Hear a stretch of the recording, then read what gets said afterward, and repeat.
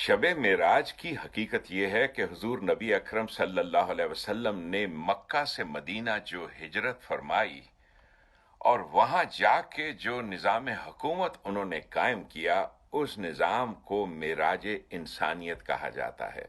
यानी इंसानी अक्ल उससे बेहतर निज़ाम का तसव्वुर भी नहीं कर सकती।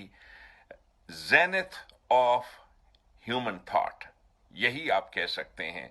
इतना अजीम शान आइडिया कि सारे इंसान मिलजुल के काम करें और अपनी मेहनतों की कमाई को एक बैतुल माल में जमा करें।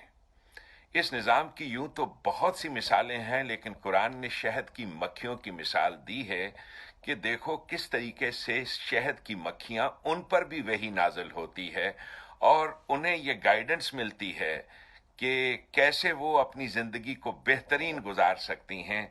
ये फूलों फूलों उड़ती हैं, एक फूल से दूसरे फूल, और सारे दिन के बाद अपनी मेहनतों की सारी कमाई एक बैतुल माल में जमा कर देती हैं।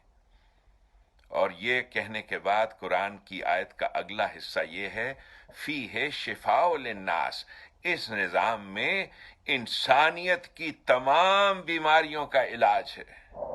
हमारे यहाँ तो तर्जुमा करने वालों ने ये बात बना ली कि अल्लाह ने शहद में बड़ा इलाज रखा है। वो ये बात कही है कुरान ने। तो बहुत सी मिसालें दी हैं इस निज़ाम के हुस्न के लिए, इसकी खूबी के लिए। नबी अकरम सल्लल्लाहु अलैहि वसल्लम की ये हिजरत, कि ये जो उन्होंने हिजरत फरमाई और उसके बाद इंसानियत को ये निज़ाम मिला, इस हिजरत के लिए लफ्ज़ इस्तेमाल हमारे यहाँ करते हैं। फारसी का लफ्ज़ है शब, अरबी का लफ्ज़ भी नहीं है। शब इसरा भी कहते हैं इसे, कि वो जो हिजरत फरमाई थी उन्होंने और उनके साथियों ने, ये जो उम्मीयीन थे, उन्होंने जाकर मदीना में एक रियासत कायम की और उसके बाद उन्होंने एक निज़ाम कायम किया जो हुकूमत का, रिज़्क़ की मसावी तकसीम का, जिसमें सब लोग मिलजुल के काम करते थे और अपनी मेहनतों की कमाई एक बैतुल माल में डाल देते थे। इससे बेहतर, इससे अजीम, इससे खूबसूरत निज़ाम, इससे बड़ा आइडिया किसी के पास नहीं है। यूनिफिकेशन ऑफ मैनकाइंड का, तमाम इंसानों को इकट्ठा करने का, एक कौम बनाने का, एक माँ का बच्चा बनाने का, जिसे उम्मत कहते हैं। This is the thing which we call मेराज इंसानियत, और ये है शबे मेराज की हकीकत। बाकी रह गई ये बातें, आसमानों पे जाना, और ये वो हिंदुस्तान के हिंदू कहते थे कि अर्जुन जो थे वो आसमानों पे गए थे अपने रथ को हाँकते हुए। हिंदुस्तान के मुसलमानों ने आगे से ये किस्से बना लिए, भाई आपके अर्जुन गए थे तो हमारे हजरत मोहम्मद भी गए थे, वगैरह वगैरह।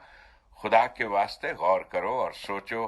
कुरान बार बार हजरत मोहम्मद मुस्तफ़ा सल्लल्लाहु अलैहि वसल्लम के इस कमाल के बारे में, इस अजमत के बारे में, सबसे बड़ी अजमत जो उनकी बयान करता है वो ये है, कुल अना बशरुम मिस्लुकुम, तो इनसे कह मैं तुम्हारे जैसा ही एक इंसान हूं।